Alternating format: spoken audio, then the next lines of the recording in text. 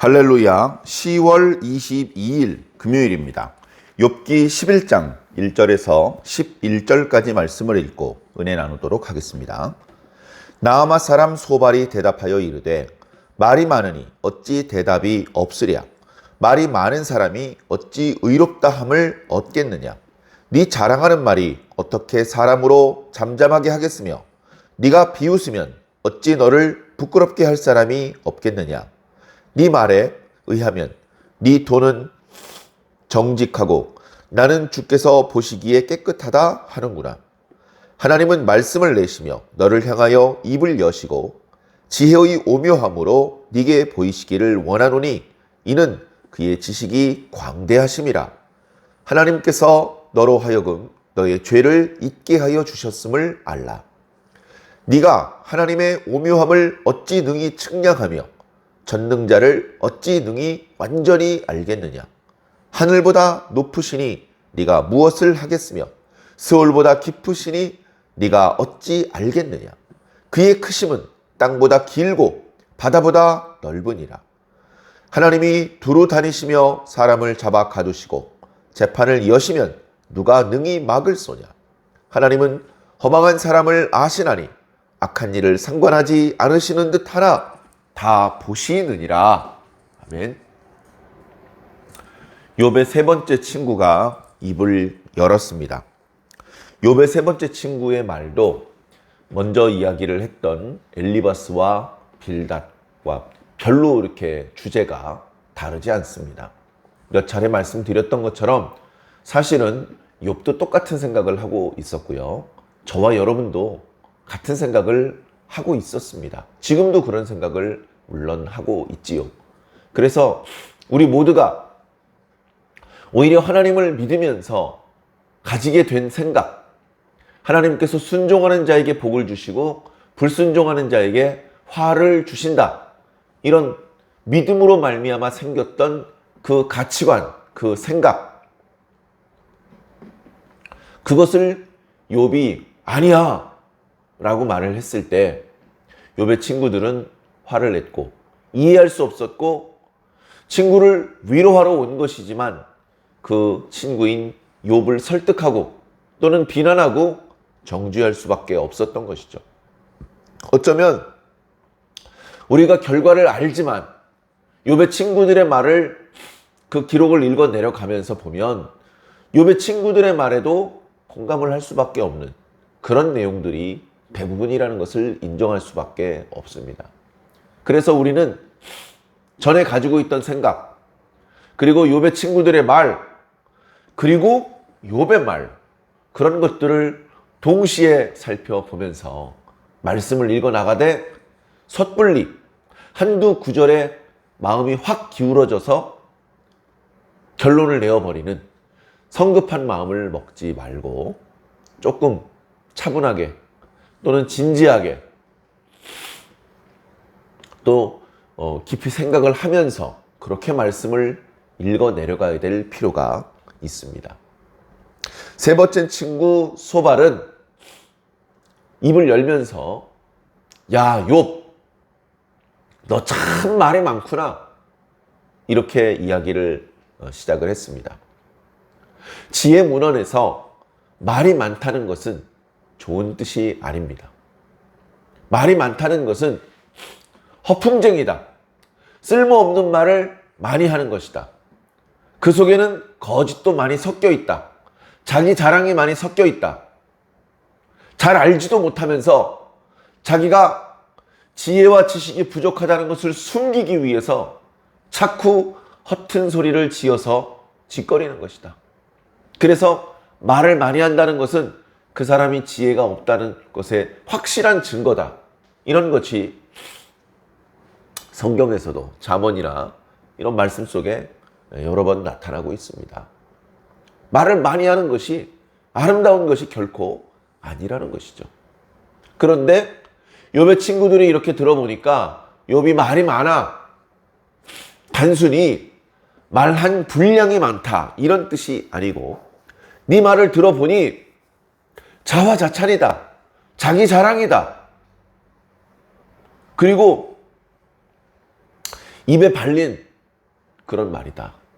그리고 네 말은 우리 모두가 가지고 있는 가치관, 하나님께서는 의로우시고 인간은 죄인이라는 것, 하나님께서는 선을 행한 자에겐 복을 주시지만 악을 행하는 자에게는 저주를 내리신다는 것, 우리가 욥 자네가 구체적으로 어떤 죄를 지었는지까지는 모르지. 자네에게 이런 재앙이 내리는 동안에도 우리는 먼 곳에 살고 있었으니까 그 구체적인 과정을 다 우리가 파악을 하고 있는 것은 아니지만 이렇게 우연이라고 말할 수 없는 이런 재앙이 임했다는 것은 자네가 틀림없이 하나님 앞에 큰 죄를 저지른 것이고 그래서 하나님께 미움을 샀고 그래서 벌을 받은 것이다. 이제 그렇게 자신들이 가지고 있는 가치관과 그런 어떤 생각을 버리지 않고 그런 가치관을 근거로 이야기를 계속 쏟아내고 있는 것이죠. 욥이 가지고 있었던 고민, 욥이 친구들이 하는 말을 다 알아들었고 욥도 똑같은 생각을 하며 살아왔었는데 막상 본인이 하나님 앞에 부끄럽게 살지 않았고 이런 정도의 재앙을 당할 정도의 실수를 저지른 적은 없었는데 이런 재앙을 당하고 보니 그동안 자신이 가지고 있었던 생각, 선을 행하는 자가 복을 받고 악을 행하는 자가 벌을 받는다는 생각이 흔들리기 시작합니다. 하나님, 이런 식으로 일하신 적이 없지 않습니까? 하나님은 선을 행하는 자에게 복을 주시고 악을 행하는 자에게 벌을 주시는 분 아니십니까? 그런데 어찌 저에게 이런 재앙을 내리신단 말입니까? 그 이유라도 좀 설명을 해 주시옵소서. 제가 여쭤보고 있는데 답이라도 좀 주시옵소서. 이제 그렇게 이야기하는 것이죠. 욥도 이 고난을 통해서 생각이 더 깊어질 수밖에 없었고 욥도 이 고난의 과정을 통해서 하나님께서 단순히 기계적으로 선을 행한 자에게 복을 주시고 악을 행한 자에게 벌을 내리시는 그런 분이 아니고 우리들이 다 헤아릴 수 없는, 이해할 수 없는 하나님의 사정이 있다는 것을 깨달아가기 시작한 것입니다. 제가 말씀을 이렇게 읽고 묵상해 내려가면서 성경에 거의 모든 부분이 권선징악이에요. 선을 행하라, 악을 행하면 징벌을 받는다. 그리고 그것은 성경을 떠나서 일반 상식적으로도 우리가 우리 주변에 이렇게 적용되고 있는 각종 법률도 마찬가지고 다른 종교의 가르침도 마찬가지고 여러 가지 속담이나 어떤 옛날 이야기 속에서도 다 비슷한 주제죠. 권선징악입니다. 성경도 신약 구약을 막론하고 선을 행하라, 하나님께 순종하라 일관적으로 이야기하고 있습니다. 어떻게 보면 거의 욥기에서만 그 권선징악의 차원을 뛰어넘는 또 다른 차원이 있다는 것을 보여주고 있습니다. 그런데 성경에서는 그 분량으로는 권선징악을 뛰어넘는 어떤 상황이 있을 수 있다는 것에 대한 말씀이 그렇게 많지 않은데 우리가 일상적으로 살아갈 때는 이런 상황이 의외로 많다는 겁니다. 이런 상황이 의외로 많아요. 누군가 어려움을 당하고 있는데 그 어려움을 왜 당하는지 잘 몰라요. 그게 얼른 연결이 안 돼. 그리고 우리가 어린이도 아니고 어른으로서 사회생활을 하면서 누가 어려움을 당해서 안 그래도 힘든데 거기다 대고 너 죄지었지, 너 죄지어서 벌 받은 거야, 이런 식으로 말하면 안 된다는 것을 굳이 성경을 통해서 깊이 고민해 보지 않아도 알 수 있습니다.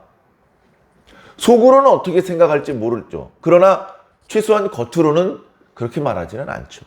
아이고 얼마나 힘들겠나. 참 자네 안 그래도 어려운데 어려운 사람한테 자꾸 이렇게 어려운 일이 생기는지 모르겠네. 나도 다 속상해. 내가 다 속상하다 야. 그렇게 말하면서 서로 위로해 주고 있죠. 그런데 마음속으로는 연결이 잘 안 됩니다. 이건 이래서 이렇고 저건 저래서 그렇고 그게 다 보이질 않아요. 우리의 지혜와 지식이 너무나 부족해서 그럴 수도 있지만 상당히 깊은 지혜와 지식을 가지고 있다 하더라도 여전히 모르는 상황입니다. 그리고 우리는 이것저것 잘 알지 못하는 상황 속에 함부로 말하는 경우도 상당히 많이 있습니다. 상당히 많이 있어요.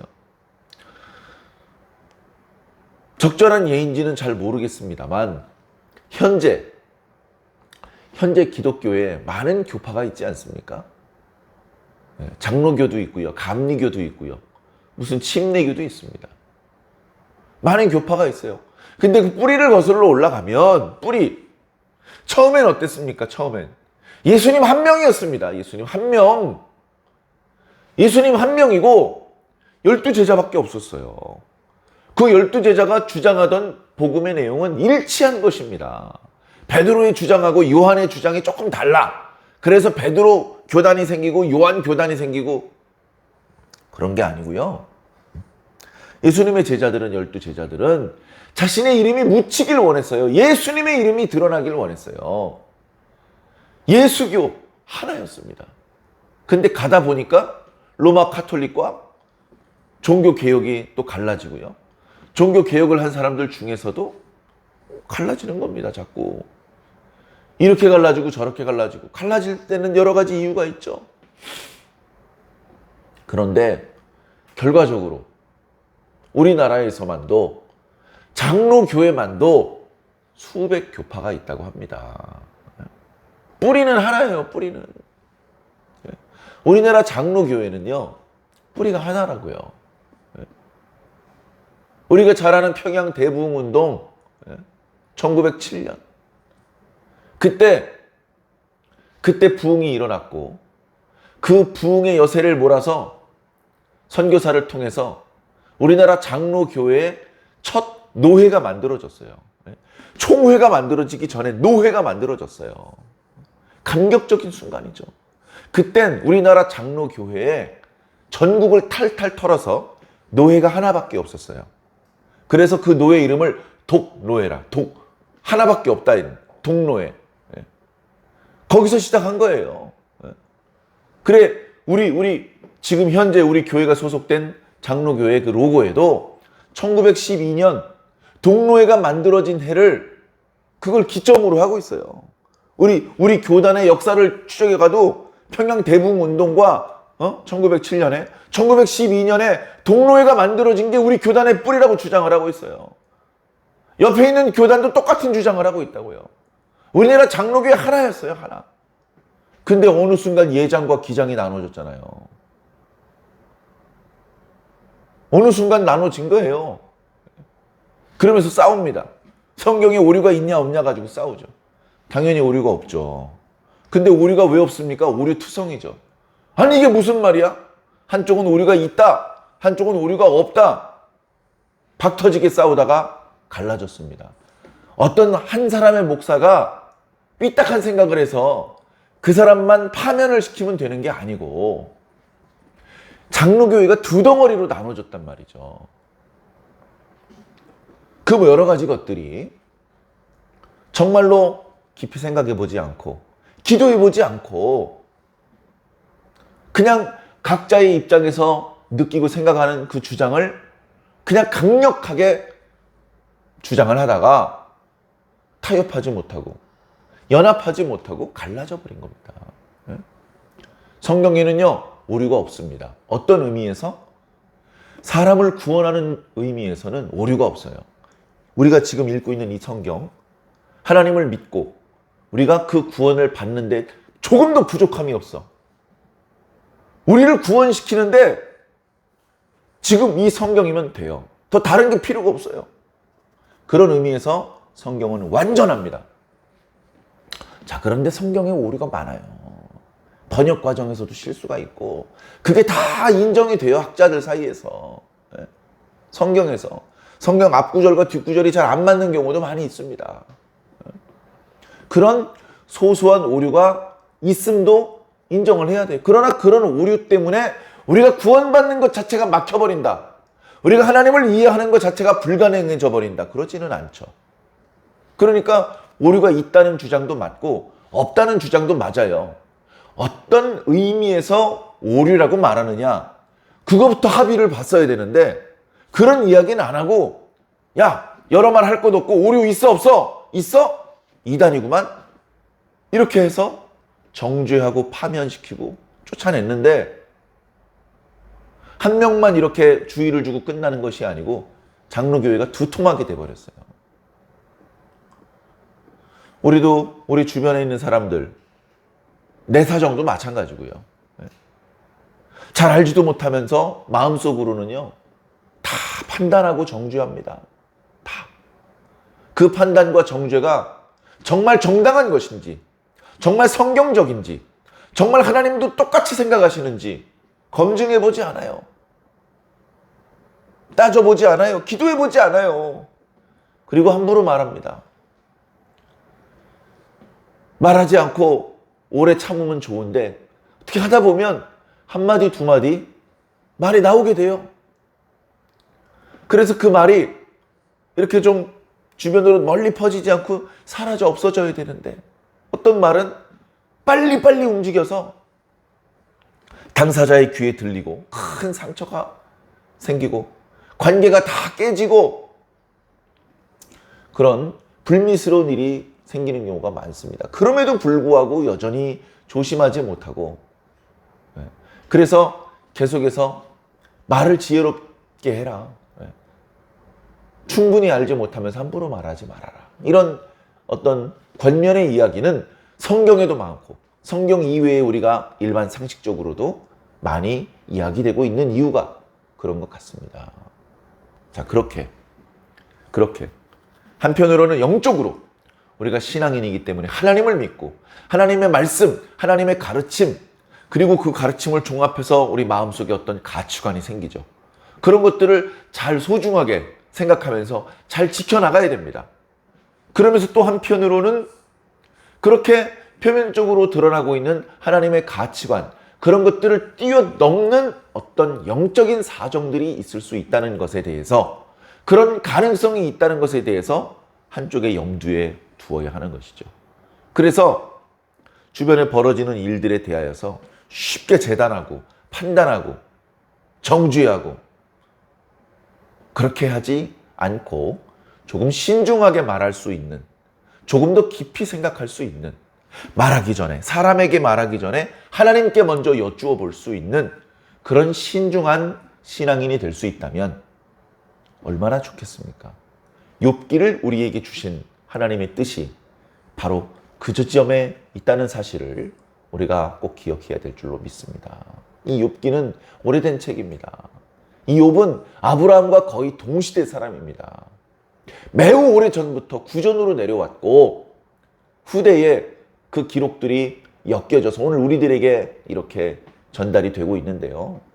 그러니까 꽤 오래전부터 하나님께서 이 말씀을 우리 사람들에게 알려주고 싶으신 것입니다. 이 욥기를 통해서, 이 욥기 이야기를 통해서 우리들이 깨닫기를 바라는 그런 어떤 부분이 있다는 것입니다. 그런데 여전히 이 말씀들은 우리가 깨닫지 못한 채로 넘어가는 경우가 많고 오늘날 즐겨 읽지 않죠. 다른 말씀, 사형리, 바울의 교리, 예수님 복음, 이런 게 더 우선이죠. 구약 성경 중에서도 모세오경 별로 잘 안 읽습니다. 역사적인 이야기나 보지, 그 율법 규례들 이런 거 거의 본문으로 선택도 되지 않습니다. 차라리 선지자들의 글을 읽고 차라리 시편과 잠언의 말씀을 읽죠. 그렇게 현대 신앙인들이 선호하는 말씀들이 있습니다. 자기가 좋아하는 말씀들만 쫓아가지 마시고 우리가 성경을 창세기 1장 1절부터 요한계시록 21장 끝절까지 한 글자도 빠짐없이 다 소중한 하나님, 예수님, 성령님의 말씀이라는 생각으로 말씀을 읽고 특정히 내가 선호하는 구절에만 마음이 쏠리지 말고 내가 평소에 관심을 많이 두지 않았던 부분의 말씀에도 우리가 마음을 쏟아서 그 말씀을 읽고 그 말씀을 통해서 내가 깨닫고 내가 성장하고 성숙되기 바라시는 하나님의 뜻을 따라서 우리가 그런 부분에 대해서도 성장하며 성숙해야 될 필요가 있겠습니다. 다시 본문으로 돌아와서요. 욥이 말을 길게 합니다. 빌닷의 맛을 받아가지고 길게 대답을 했지 않습니까? 물론 욥의 대답 속에는 그 친구들의 수준을 뛰어넘는 고민이 있어요. 그리고 그 친구들이 공감해주지 못하는 엄청난 고통이 있어요, 지금. 그런 것들을 옆에서는 100% 공감을 여전히 못하고 있습니다. 그러다가 그동안 침묵하고 계속 듣기만 했던 오늘 소발이라고 하는 친구가 입을 열었는데 결국은 욥의 그 나름대로 고민과 어떤 깊은 묵상을 통해서 나온 여러 가지 욥의 말들이 결국은 미련한 자, 지혜 없는 자의 그런 궤변과 마찬가지다. 자, 소발이라는 친구는 지금까지 욥이 했던 말을 4절의 말씀으로 요약을 해봅니다. 네 말에 의하면 나 욥의 도는 정결하다. 나 욥은 주님께서 보시기에 깨끗하다. 그것을 네가 주장하는구나. 맞죠? 그러니까 이것도 다툼이 되면 안 돼요. 욥도요, 자기가 완전 무결하게 깨끗한 의인이다. 이걸 주장하는 게 아니에요. 욥이 바보가 아니잖아요. 욥도 지혜자란 말이에요. 인간이 하나님처럼 의로울 수 없다는 걸 알아요. 인간에게는 늘 의도치 않게 죄를 저지르면서 살 수밖에 없는 존재라는 것을 알아요. 그것을 아니까 부지불식간에 지은 죄를 위해서도 하나님 앞에 제사를 바쳐서 그 죄를 씻기를 바랬던 거잖아요. 나는 태어나서 한 번도 죄를 지은 적이 없어. 지금도 죄가 없는 상태야. 그걸 주장하는 게 아니에요. 욥이 주장하는 건 뭐냐? 내가 이렇게 끔찍한 고통, 이런 엄청난 재앙을 당할 정도의 대죄를 저지른 적은 없다. 그걸 이야기하고 있는 거예요. 욥이 그렇게 뛰어난 지혜자가 아니더라도 이런 엄청난 재앙을 만났다면 자신이 이 엄청난 재앙에 어울리는 이 엄청난 재앙을 불러일으킨 그런 범죄가 뭔지 알죠.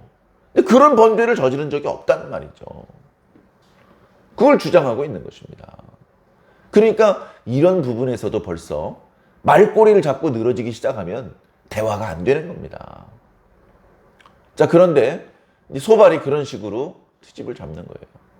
내가 그래서 네 말을 계속 들어보니까 결국은 죄가 분명히 있는 인간인데 죄가 없다고 자꾸 주장을 하고 있고 자꾸 자기의 결백을 주장하기 위해서 궤변을 늘어놓고 있는데 네가 그런 식으로 말을 계속 길게 하니 내가 어찌 입을 열지 않을 수 있겠느냐. 내가 어찌 네 말이 계속 이어지지 못하도록 중간에 개입해서 끊지 않을 수 있겠느냐. 다시 말해서 우리가 가만히 듣고만 있으면 네 말이 옳다고 두둔하는 격이 되지 않겠느냐. 그러면 우리도 바보가 되고 너도 바보가 된다. 그래서 누군가 나서서 네 말을 제지하고 네 말이 틀렸다는 것을 드러내 보여주어야 너도 어리석음에 빠지지 않을 수 있고 우리도 어리석은 말에 현혹되지 않을 수 있는 것이다. 그래서 내가 더 참을 수가 없이 입을 열게 된 것이다 라고 말하고 있습니다. 그러면서 소발은 욥의 생각, 욥이 그동안 했던 말들과 그리고 그거하고는 비교도 안 되는 하나님의 말씀을 비교하고 있는 것이죠. 욥, 네가 나름대로 지혜자인데 네가 지금 궤변을 늘어놓는 거 보니까 네 지혜도 별 볼 일 없구나. 너의 지혜로운 그 말들이 사람은 현혹시킬 수 있을지 몰라도 하나님을 설득할 수 있겠느냐? 어림없다. 하나님의 지혜가 얼마나 오묘한 줄 아시냐? 하나님의 지식이 얼마나 광대한 줄 아느냐? 너 내가 말해도 또 무시할 게 분명하니 차라리 하나님께서 직접 너에게 그 오묘한 지혜의 말씀을 주셨으면 좋겠구나. 진짜 지혜가 나타나야 너의 그 얄팍한 지혜가 얼마나 초라한 것인지 드러나는 것 아니겠느냐 하면서 하나님의 지혜와 지식을 찬양을 합니다. 그리고 하나님께서 직접 욥에게 말씀을 해주시면 참 좋겠다. 그렇게 이야기를 이어가고 있는 것이죠. 7절에 보니까 네가 하나님의 오묘함을 어찌 능히 측량하며 전능자를 어찌 능히 완전히 알겠느냐. 알 수 없죠. 그 욥의 친구들의 말을 이렇게 들어보면 틀린 말이 없습니다. 그래서 맞는 것은 우리가 맞다고 인정을 하고 받아들여야 되죠. 그리고 받아들일 수 없는 부분을 잘 골라내고 분별해서 우리가 가려서 받아들여야 될 줄로 믿습니다. 하나님은 높으십니다. 하나님은 깊으십니다. 하나님께서는 넓으십니다. 하나님께서는 기십니다. 그것에 대해서 8절과 9절에 말씀하고 계십니다.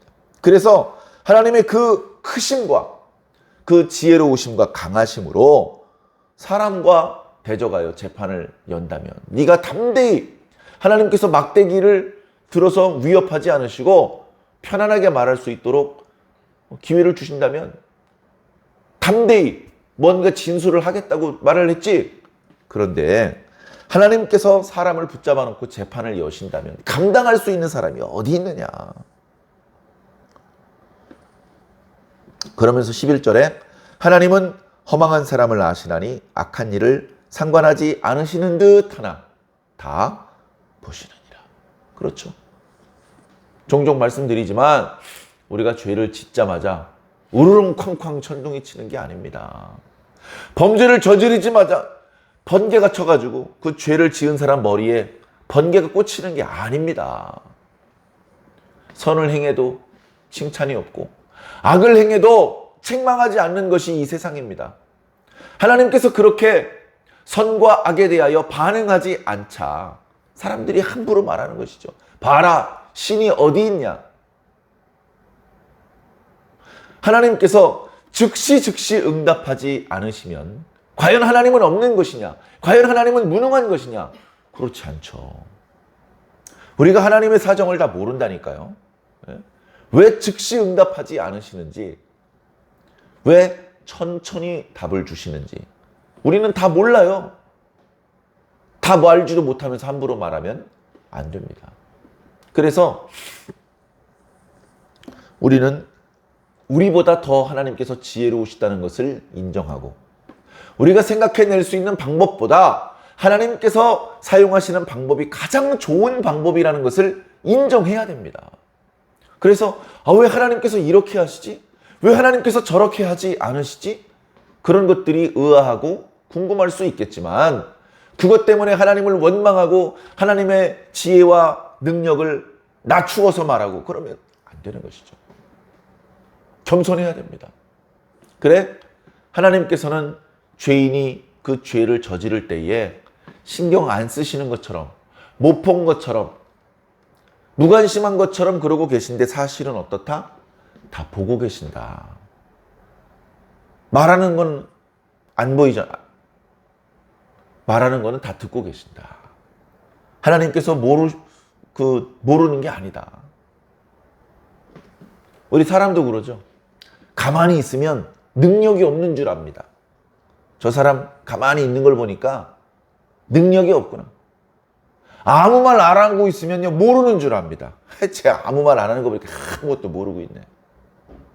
그러나 인생을 오래 살아보면 지혜를 깨닫게 되면 압니다. 정말 강한 사람은 잘 안 움직입니다. 정말 힘이 센 사람은 그 힘을 함부로 쓰지 않습니다. 정말 지혜로운 사람은 입이 무거워요. 사랑하는 성도 여러분, 그래서 가장 지혜로우신 분은, 가장 강하신 분은 하나님이십니다. 우리는 그 하나님을 본받아서 우리도 입이 무거워야 됩니다. 빈 수레가 요란하다. 이런 이야기는 일반 상식적으로도 많이 알려진 이야기입니다.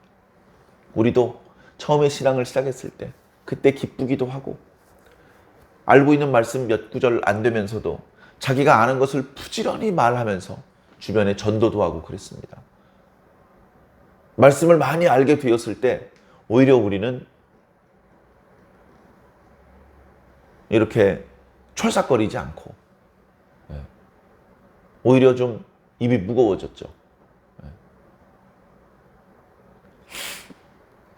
신앙의 깊이가 있어야 됩니다. 신앙의 깊이. 물론 말해야 될 때는 말을 해야 되겠지만 불필요하게 너무 가볍기 때문에 안 해도 되는 말을 막 늘어놓는 그런 수준은 뛰어넘어야 되겠죠. 사랑하는 성도 여러분, 하나님께서 모든 것을 다 알고 계시고 하나님께서 가장 지혜로우시다는 사실은 우리가 인정해야 됩니다. 그래서 우리가 평소에 일상을 살면서 하나님을 업수히 여기고 하나님을 무시하는 실수는 저지르지 않아야 됩니다. 하나님의 그 강력하심, 지혜로우심은 여전히 유효합니다. 그 하나님 앞에 어찌 겸손하지 않을 수 있겠습니까? 겸손하게. 그래서 계속 하나님께서 말씀하실 때는 내가 하는 말을 멈추고 귀 기울여 들어야 됩니다. 깨달아야 됩니다. 그 하나님의 말씀이 얼마나 옳은지 깊이 인식하고 이해한 다음에 그것을 실천하기 위해서 노력을 해야 됩니다. 그게 갑자기 되지 않죠. 네? 노래를 하나도 못하는 사람 앞에서 노래 잘하는 사람이 시범을 보인다고 그 좋은 노래 목소리를 한번 들었다고 똑같이 따라할 수 있다? 그럴 수 없습니다. 운동선수가 자세를 교정해주고 이런 식으로 하면 된다고 설명했다고 해서 한 번에 기가 막히게 공을 던진다거나 그럴 수 없는 것입니다. 처음에는 설명을 잘 들었는데도 불구하고 몸이 그렇게 전문적으로 운동을 오랫동안 했던 사람처럼 움직이지 않아요. 그러나 계속해서 설명을 듣고 연습을 하고 또 고쳐진 부분과 안 고쳐진 부분을 잘 찾아서 더 노력을 하다 보면 어느 순간 상당히 좋은 모습이 되는 것이죠. 신앙도 마찬가지입니다. 갑자기 찬송 부르면서 감동 한번 받았다고, 설교 말씀 들으면서 탄복 한번 했다고 그 사람의 인격이 완전히 달라진다. 간혹 아주 빨리 변화되는 경우가 있기는 있지만 한술밥에 밥 배부를 수는 없는 것이죠. 계속해서 하나님께서 말씀하실 때 듣고 우리가 일상을 살면서 들었던 말씀을 잘 실천하면서 우리들의 신앙이 중단 없이 성장하고 성숙하게 되시기를 간절히 바랍니다. 오늘은 벌써 일상의 일들을 정리해야 되는 금요일입니다. 일상의 일들도 소중한 일입니다. 소홀하게 그렇게 생각하지 마시고 성실하게 모든 일들을 감당해 주십시오. 그렇게 일상의 일들을 잘 마무리해 주시고, 그리고 벌써 내일 모레 주일이 다가오지 않았습니까? 주일을 하나님 앞에 정성을 다해서 준비해야 될 줄로 믿습니다. 그렇게 우리는 항상 하나님을 중심에 두고 늘 하나님을 염두에 두고 사는 그런 신앙인의 모습으로 살아야 될 줄로 믿습니다. 오늘도 그렇게 주님과 동행하여 주시기를 주님 이름으로 간절히 축원합니다.